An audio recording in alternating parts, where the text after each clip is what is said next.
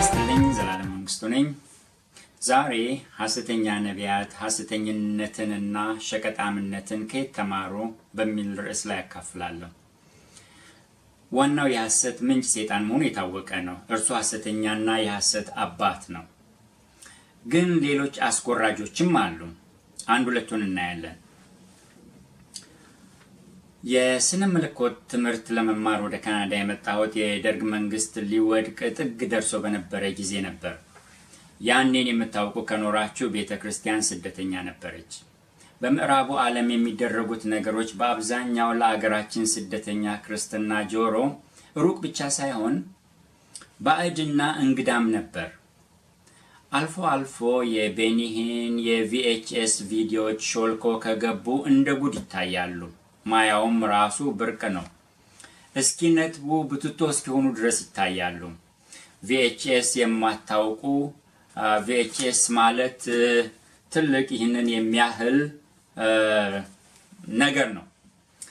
ለትምህርት ከመምጣቴ በፊት 3 ዓመት ደብረ ዘይት ሳገለግል ለ2 ዓመት ከደብረ ዘይት አዲስ አበባ እየተመላለስኩ በኋላ ኢቲሲ የሆነው ጀማሪ ተቋም ውስጥ በማታ ትምህርት እየተማርኩ ነበር የቆየሁት። አስተማሪዎቹም ምንም እንኳ ከምዕራቡ ዓለም የመጡ ቢሆኑም ብዙዎቹ በጥንቃቄና በቃሉ በእውነተኛ መጽሐፍ ቅዱሳዊ ክርስትና ላይ ያተኮሩ ትምህርቶችን ነበር የሚሰጡን። የነጻነት ክርስትና ምን እንደሚመስል አይቼም ሰምቼም አላውቅም ነበር። ተማሪ ሳለሁ እንደነ ሃራላንድ ፖፖቭ፣ እነ ሪቻርድ ውምብራንድ፣ እነ ዋችማን የጻፏቸው የስደት ክርስትና መጽሐፎች ግን አላጣንም። እግዚአብሔርን ስለ እነዚህ ሰዎች አመሰግናለሁ። ዋጋ እየከፈሉ ያለፉ ሰዎች። በጊዜው ግን ደብረ ዘይት ሳለሁ አንድ ነጻነትን ያየሁበት መስኮት ገጥሞኝ ነበር። ነጻነት ምን እንደሚመስል ኢቫንጀል የሚባል የኤስአይኤም ዓለም አቀፍ ስብሰባ በነበርኩባት በደብረ ዘይት አቅራቢያ በአቦጋያ የሚባል ቦታ ተደርጎ ነበር። ኤስአይኤም ማለት የቃለ ሕይወት ቤተ ክርስቲያንን የመሰረተችው የሚስዮናውያን ላኪ አገልግሎት ነው እና ኤስአይኤም ቤተ ክርስቲያን በተከለችባቸው አገሮች እየተዞረ በየ2 ዓመት የሚደረግ ስብሰባ አለ። ያ ስብሰባ በስደቱ ምክንያት ኢትዮጵያ እየተዘለለች ኖራ እንደምንም በዚያ ዓመት አስተናጋጅ ሆነች። ያኔ እኔ በደብረ ዘይት ወንጌላዊ ነበርኩና የስብሰባውን ቦታ እዚያው አቅራቢያ ስለነበረ ሎካል ኦብዘርቨር ሆኜ የአካባቢ ታዛቢ ተጋባዥ ማለት ነው ሆኜ ለመካፈል ተፈቀደልኝ። የየአገሩ ዘገባ ይቀርብ ነበርና ይመስለኛል በ3ኛው ቀን በመዝጊያው ቀን ጠዋት የአስተናጋጇ አገር የኢትዮጵያ በተለይም የኢትዮጵያ ቃለ ሕይወት ቤተክርስቲያን ዘገባ ተደመጠ። ይቅርታ። በጊዜው ዋና ጸሐፊ የነበሩት አሁን ወደ ጌታ የተሰበሰቡት ዶክተር ሙላቱ ባፋ ነበር ያቀረቡት። በስደት ውስጥ በመከራ ውስጥ ቤተክርስቲያኗ እንዴት እንዳበበች፣ እንዳፈራች፣ እንዳደገች፣ እንደበዛች በማስረጃ የተደገፈ ዘገባ ነበር የቀረበው። ከዘገባዎቹ በኋላ ውይይትና በቀረቡ ጉዳዮች ላይ ደግሞ ጸሎት ይደረግ ነበር። ዘገባው እንደተደመጠ ከናይጄሪያዋ የኢኳ ማለት ኢቫንጀሊካል ቸርች ኦፍ ዌስት አፍሪካ የናይጄሪያዋ ኤስአይኤም ተከል ቤተክርስቲያን ማለት ናት እና ከዚያ ተወክሎ ከመጡት 2 ልኡካን አንዱ ዶክተር ዩሱፍ ቱራኪ የተባለው ሰው እጁን አወጣና እንዲናገር ተፈቅዶለት አጭር ቃል ተናገረ። ያኔ ነገሩ ስላልተቀረጸ ቃል በቃልም ባይሆን የተናገረው ዋና ሐሳብ ይህ ነው። ወገኖች አለ። ናይጄሪያዎች የሚለብሱት እንደ ጋቢ ያለ ልብስ ከትከሻው ላይ ደረብ ያደረገ ነው ቆሞ የተናገረው እና ወገኖች አንድ የጸሎት ርዕስ ለመስጠት ነው በአክብሮት የቆምኩት። ይህንን እንደሰማነው ያለ የነጠረ ክርስትና ያመጣው አብዮት ናይጄሪያ ውስጥ እንዲፈነዳ ጸልዩልን አለ። ንግግሩን ሲጨርስ ብዙዎቻችን ቀድሞውኑ እየሳቅንበት ነበር። ይህን ብሎ ሰዎች ስለሳቁ አልገደደውም፣ ተቀመጠ። ከምሳ በኋላ አጭር የእረፍት ጊዜ ነበርና እኔ ክፍሌ ገብቼ ቅድም ዶክተር ቱራኪ ለምን እንደዚያ ብሎ ጠየቀ ብዬ አሰላሰልኩና ይህ ሰው ያየው ነገር ቢኖር ነው የአገሩንም የእኛንም አይቷል። እኔ ደግሞ የእኛን እንጂ የእሱን አገር አላየሁም። እኔ የማውቀው ክርስትና ደግሞ የስደቱን ብቻ ነው። በዚያ ውስጥ ነው ጌታን ያወቅኩት፣ የተከተልኩት፣ የማገለግለው። እኔ የማውቀው ያንን ብቻ ነው እና በዚህ ስደት ውስጥ ከዚያ ነፃነት ይልቅ የሚመኙት ነገር አለ ማለት ነው። ስለዚህ በናይጄሪያ የሚሆነው እና ይህንን ሰው ያንገፈገፈው ነገር የነፃነት መዘዝ ከሆነ ወደኛ አታምጣው አልኩና ተንበርክኬ አጭር ጸሎት ጸለይኩ። እሱ ስለጠየቀው ጥያቄም ጌታ ሆይ ፈቃድህ ቢሆን ዶክተር ቱራኪ እንደጠየቀው በናይጄሪያ እንደ ኢትዮጵያ ያለ አብዮት አፈንዳ አልኩ።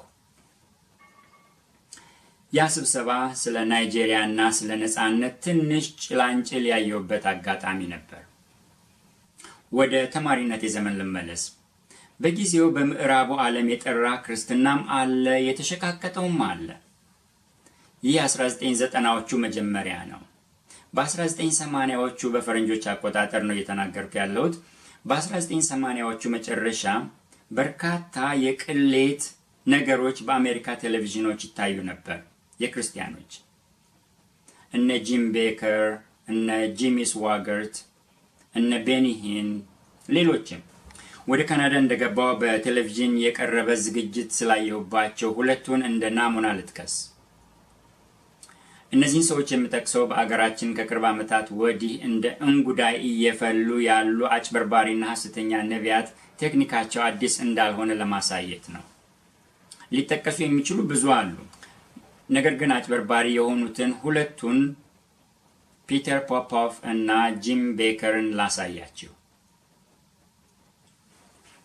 ጂም ቤከር ለትምህርት በመጣሁበት ዓመት የክርስትና መሰደቢያና መወገዣ ሆኖ የነበረ ስም ነው። አገልግሎቱን ያፈረሰበት ዋናው መዘዝ አስገድዶ መድፈር ቢሆንም ቀድሞ ፒቲኤል ክለብ የሚባል የቴሌቪዥን ስርጭት እና ሄሪቴጅ ዩኤስኤ የሚባል ሆቴልና ማረፊያ ጋር የተያያዘ ያለ አግባብ የባከነ የገንዘብ ዝርፊያ ጉዳይ እየተብላላ ቆይቶ ነበር። የቤከር ዋና ትምህርት የብልጽግና ስነ መለኮት የሚባለው በሽተኛ ትምህርት ነው።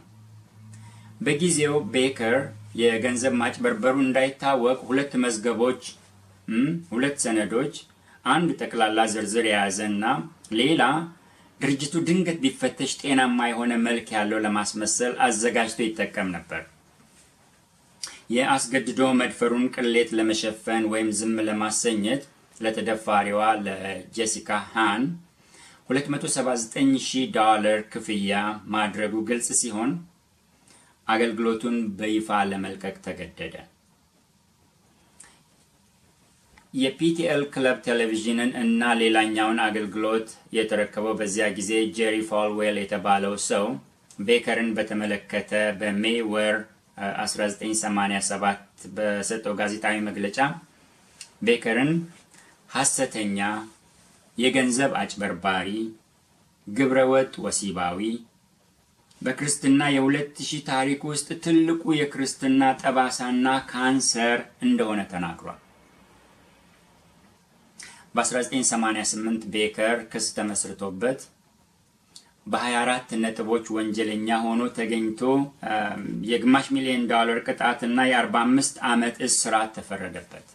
በይግባኝ ፍርዱ ወደ 8 ዓመት ወረደለት። የገንዘብ ቅጣቱም ተሰረዘለት።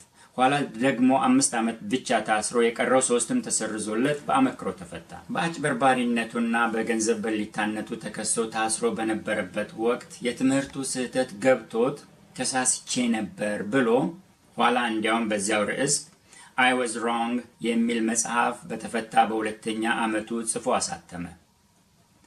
ይህንን መጽሐፍና የቤከርን መመለስ ጉዳይ በመጽሐፍ ቅዱስና የአፈታት ስህተቶች መጽሐፌ ላይ በመልካም ጎኑ ጠቅሼዋለሁ። በእስር ቤት ሳለ ነበር መጽሐፍ ቅዱሱን በተለይም አዲስ ኪዳንን ደጋግሞ ሲያነብ የብልጽግና ወንጌል ትምህርቱ የተሳሳተ መሆኑን የተገነዘበው። ጂም ቤከር ዛሬም በሳተላይት ቴሌቪዥን እየታየ ስለ መጨረሻው ዘመን በመናገር የ7 ዓመት መከራ ዘመን ምግብ ብሎ የሚጠራውን የታሸጉ ምግቦች በባልዲና በትልልቅ ሳጥኖች እያደረገ መሸጥ ጀምሯል። ሐሰተኛው ክርስቶስ በዓለም በሚገዛበት ዘመን ክርስቲያኖች መግዛትና መሸጥ ስለማይችሉ አሁን ገዝተው እንዲያስቀምጡ ማለት ነው። ክፉ አመል ክፉ ነው። አሁንም እየቸረቸረ ይገኛል። ሱቅ ከፍቶ ቢሸጥ መልካም ነበር፣ አትራፊ ድርጅት ሆኖ። ግን አገልግሎትንና ገንዘብን፣ መንፈሳዊ ነገርንና ገንዘብን ማቆራኘቱ ከፋ። ወደ ሌላኛው ሰው ልለፍ። ሁለተኛው ሰው ፒተር ፖፖፍ ነው። ፒተር ፖፖፍ በ1980ዎቹ መጨረሻ የቤተ ክርስቲያን መሰደቢያ የሆነው ሌላው ሰው ነበር። በ1991 ገና ትምህርት እንደጀመርኩ ሲክሬትስ ኦፍ ሳይኪክስ የሚል ርዕስ የሰጠውን የተሰራጨ የቪዲዮ ዝግጅት ተመለከትኩ። አዘጋጁ ጠንቋዮች በሱ ቃል magicians and illusionists የሚባሉት ወይም ነን የሚሉ ሰዎች የሚያታልሉበትን ማታለል ነው የሚያጋልጠው። ግን በዚያ ውስጥ ከጠንቋዮቹ ጋር አብሮ ይህ ፒተር ፖፖፍም ተጠቅሷል። ለዚያ ሰው ፒተር ፖፖፍ ከጠንቋዮቹና ከአጭበርባሪዎቹ እንደ አንዱ ነው ያጋለጠውም ያንን ነው። ፒተር ፖፖፍ በ80ዎቹ በቴሌቪዥን መስኮቶች ድንቅና ተአምራትን ይናገርና ያሳይ የነበረ ሰው ነው። በአገልግሎቱ ከዊልቸር እየተነሱ የሚዘሉ ሰዎች ይታዩ ጀመር። አጭበርባሪነቱ መጀመሪያ የታወቀው ወደ ሶቪየት ህብረት መጽሐፍ ቅዱስ አስገባለሁ ብሎ ገንዘብ ሰብስቦ ነበርና የሰበሰበውን ገንዘብ ምን እንዳደረገው የት እንዳደረሰው ለጋሾች ሲጠይቁት እንደተዘረፈ የተናገረ ጊዜ ነው። ኋላ ጉዳዩ ሲፈተሽ ዝርፊያው ራሱ ያከነባበረው እንደሆነ ታወቀ። ቀጥሎ ፈውሶቹም ድራማ ሆነው ተገኙ። He's a healer, that the power of God flows through him and can cure whatever ails you. Brand new! He's the televangelist Peter Popoff, appearing on infomercials seen across the country. He claims he can perform miracles. What happened to the pay? It's gone. And Popoff doesn't just heal your body, he says he can heal your wallet too. I'll never be broke another day in my life.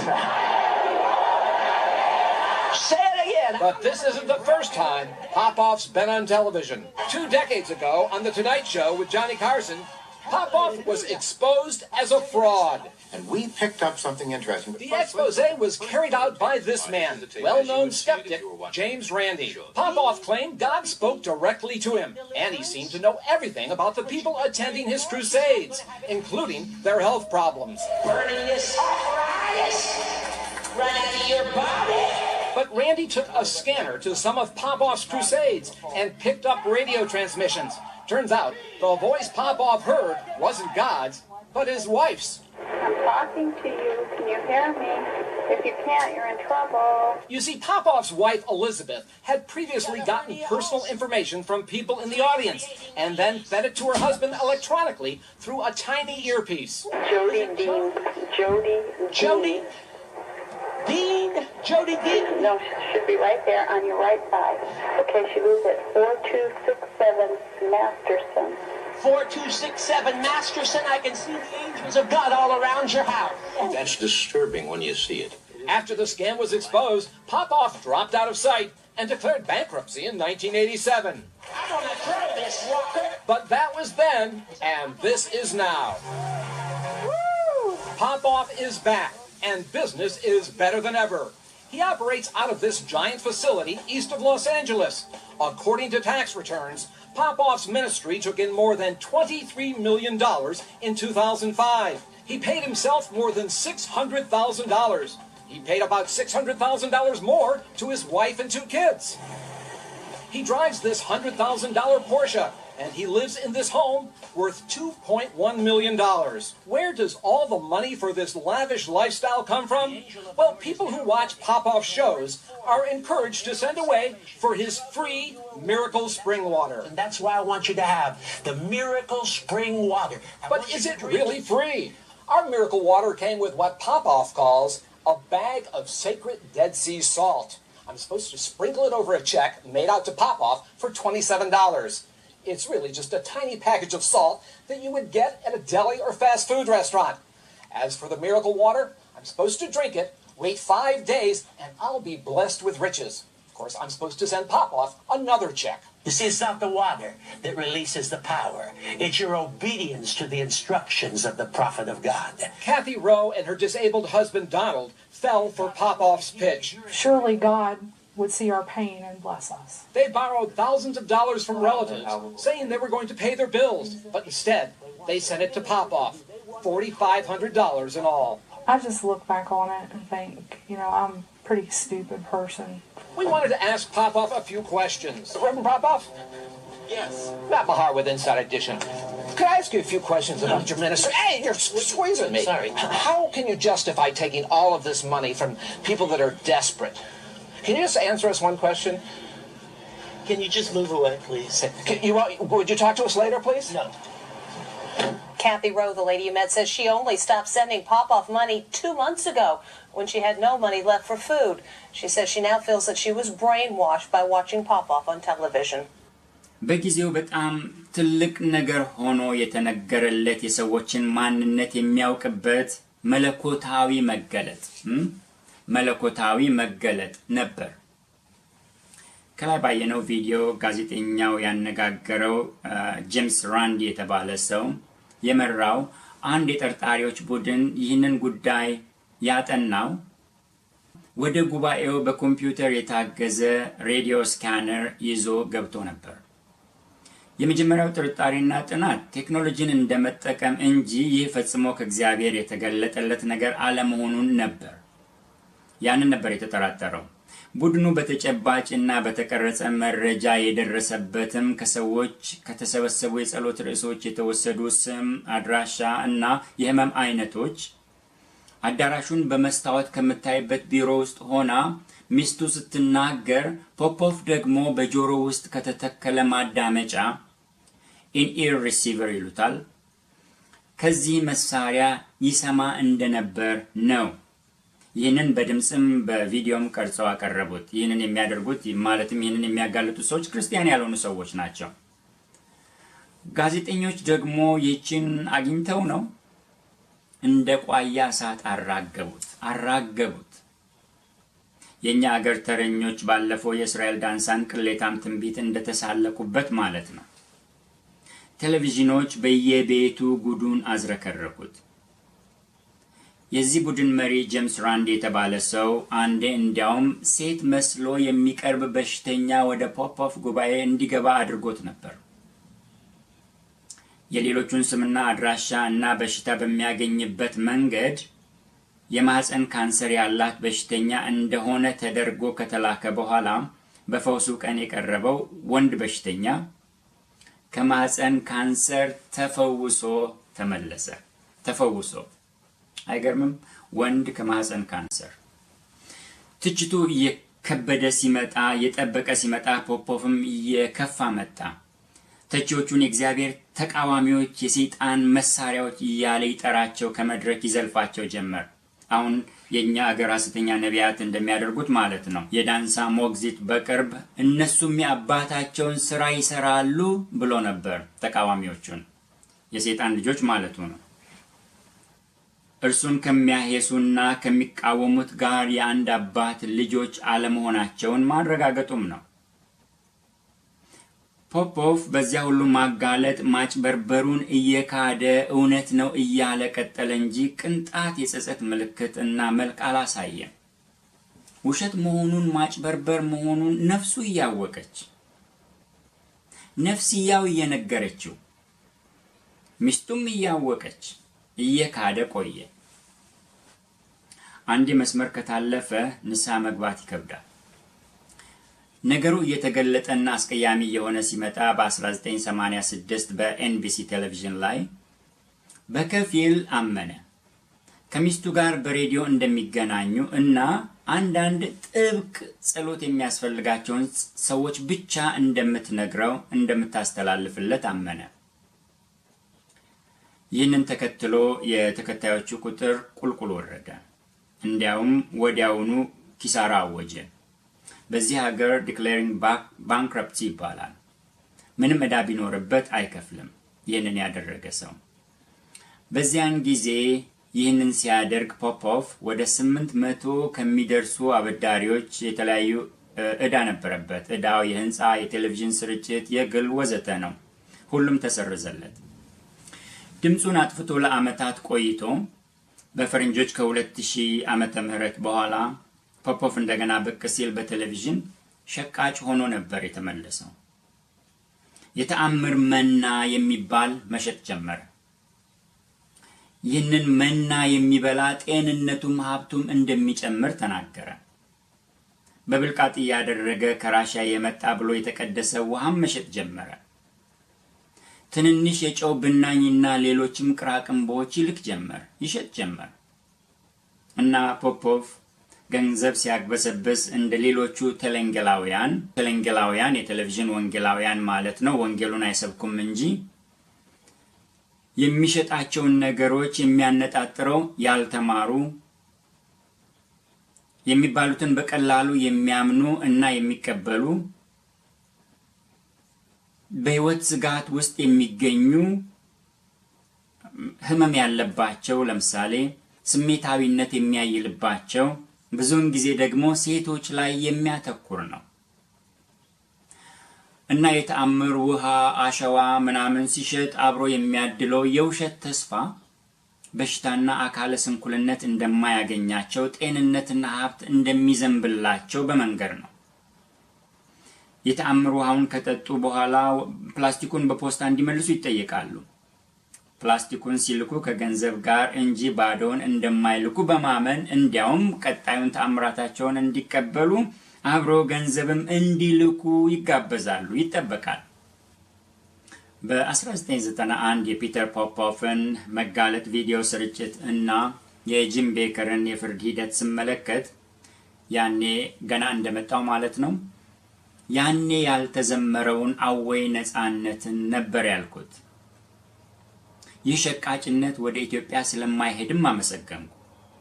ከላይ ያልኩት የዶክተር ቱራኪ የናይጄሪያ ችግር እንዳይመጣ እንዳልፈራሁት ይህም በኢትዮጵያ ይደረጋል ብዬ ፈጽሞ አላሰብኩም። ፍርሃቱ ቢኖረኝም እንዲህ ያለ ነገር በኢትዮጵያ ሊሆን አይችልም ብዬ አስብ ነበር። ግን አልሆነም። ናይጄሪያ እና ኢትዮጵያ ተዋስነዋል። ጌታ ሆይ ፈቃድ ቢሆን ዶክተር ቱራኪ እንደጠየቀው በናይጄሪያ እንደ ኢትዮጵያ አይነት አብዮት አፈንዳ ያልኩት አልሆነም። ናይጄሪያ እውነተኛ ክርስቲያኖች ቢኖሩባትም እንደነ ቲቢ ጃሽዋ ያሉ ለአፍሪካ ክርስትና መርዝ አምራች የሆኑ ሐሰተኞችም እየወጡባት ትገኛለች።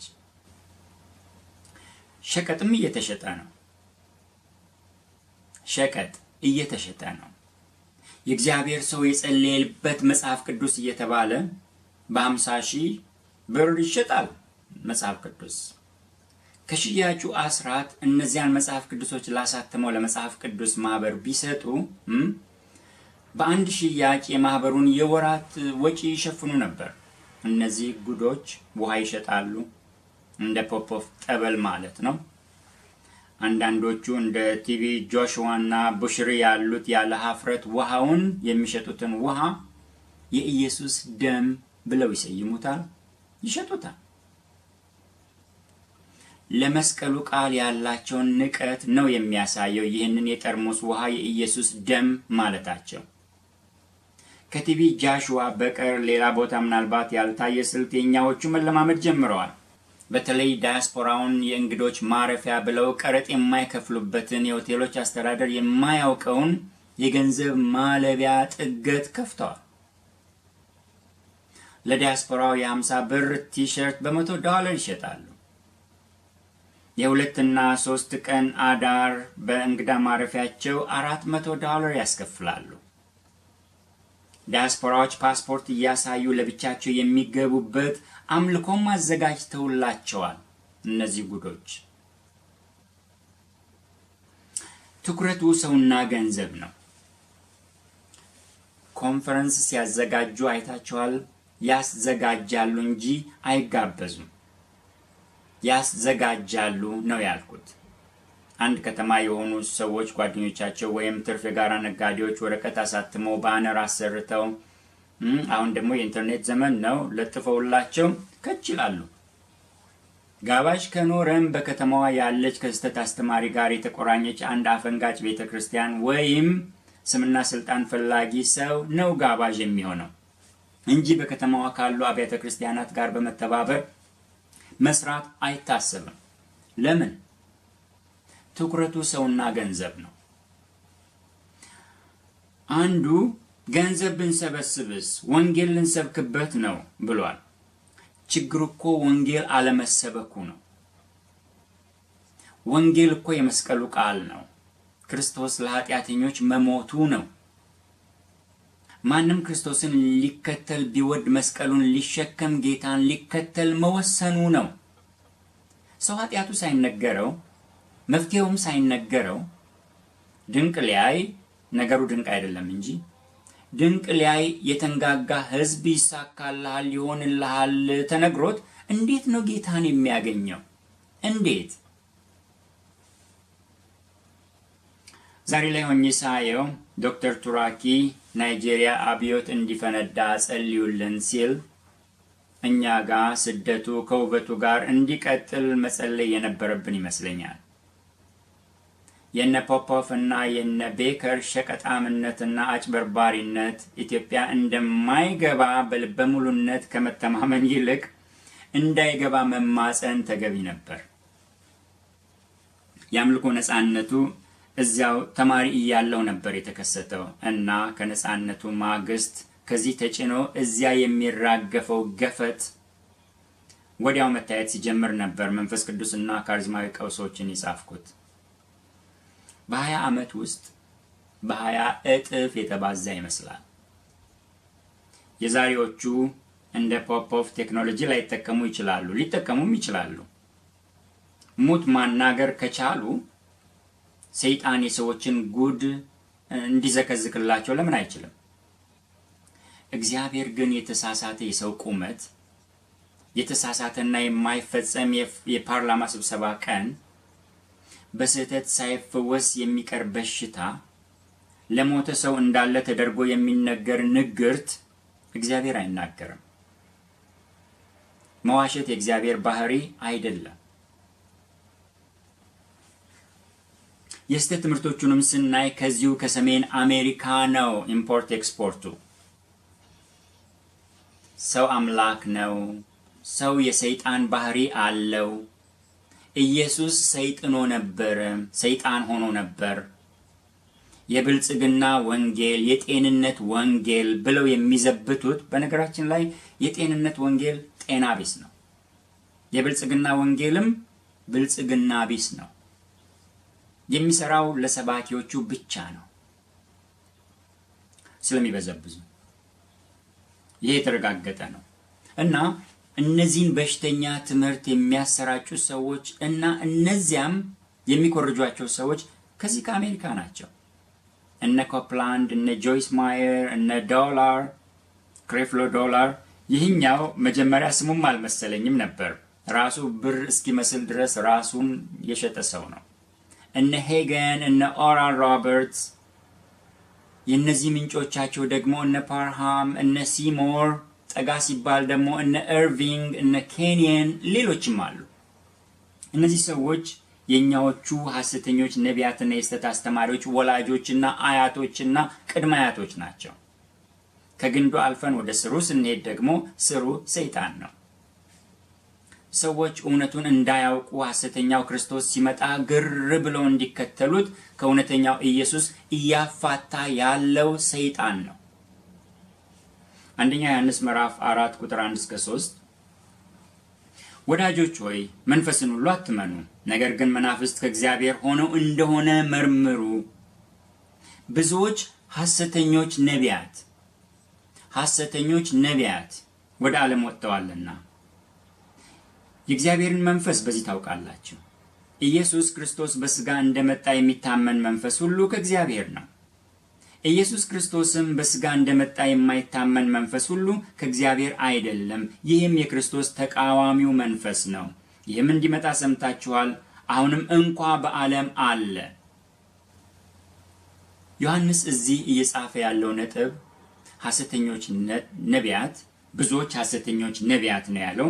ብዙዎች ሐሰተኞች ነቢያት ወደ ዓለም ወጥተዋል። መታወቂያቸውም ክርስቶስ በስጋ መምጣቱን አለመቀበል ነው የሚለን። በስጋ መምጣቱን አለመቀበል ማለት ሌላ ምንም ሳይሆን መስቀሉን አለመስበክ ነው። ክርስቶስ በስጋ የመጣው ለአንድ ጉዳይ ነው፣ ለፈውስ አይደለም። ሰዎችን ለማበልጸግ አይደለም። ይሳካልሃል ይሆንልሻል ሊል አይደለም። ሸቀጥ ሊቸረችር አይደለም። እንዲያውም ከመቅደስ ቸርቻሪዎችን ሌቦችና ወንበዴዎች ብሎ ነው ያባረራቸው። ለዚህ ሁሉ ጌታ ስጋ አልለበሰም። ለአንድ ነገር ግን ስጋ ለብሷል፣ በስጋ መጥቷል። ያ ነገር ደግሞ ስጋ ካለበሰ የማይደረግ ነገር ነው። ያም ምትካዊ ሞታችንን በመስቀል ላይ መሞት ነው። ደሙ መፍሰሱ ነው። በስጋ ካልመጣ ስጋ የለም። ስጋ ከሌለ በመስቀል ላይ የሚፈስ ደም የለም። ደም ከሌለ ስርየት የለም። ይህ ነው በሐሰተኛ ነቢያት የማይሰበከው። ፈውሱንና ተአምራቱንና ድንቁንና ምልክቱንማ ከመስቀሉ በፊት እኮ አድርጓል። ያንን ለማድረግ መሰቀል የለበትም። መስቀሉ ግን መሰበክ ያለበት ሰዎች ኃጢአተኞች መሆናችንን አውቀን፣ በደለኞች፣ ቆሻሾች፣ ተልካሾች፣ ርኩሶች መሆናችንን አውቀን በዮሐንስ ምዕራፍ 3 ቁጥር 14 እስከ 16 የተጻፈውን ሙሴም በምድረ በዳ እባብን እንደሰቀለ እንዲሁ በእርሱ የሚያምን ሁሉ የዘላለም ሕይወት እንዲኖረው እንጂ እንዳይጠፋ የሰው ልጅ ይሰቀል ይገባዋል። በእርሱ የሚያምን ሁሉ የዘላለም ሕይወት እንዲኖረው እንጂ እንዳይጠፋ እግዚአብሔር አንድያ ልጁን እስኪሰጥ ድረስ ዓለሙን እንዲሁ ወዷልና የሚለውን የተሰቀለውን በስጋ የመጣውን ጌታ እንድንተዋወቀው ነው። ተዋውቀነውም እርሱ እንዳዘዘን እኛም ደቀ መዝሙሩ እንድንሆን ራሳችንን ክደን መስቀሉን ተሸክመን ዕለት ዕለት እንድንከተለው ነው። ከዚህ የወረደ የሰዎች ኩረጃ ለማንም አይበጅም፣ አይጠቅምም። የኛዎቹ ሐሳውያን ነቢያት ልምምዶቻቸውን ከየት እየኮረጁ ነው? ግልጽ ነው።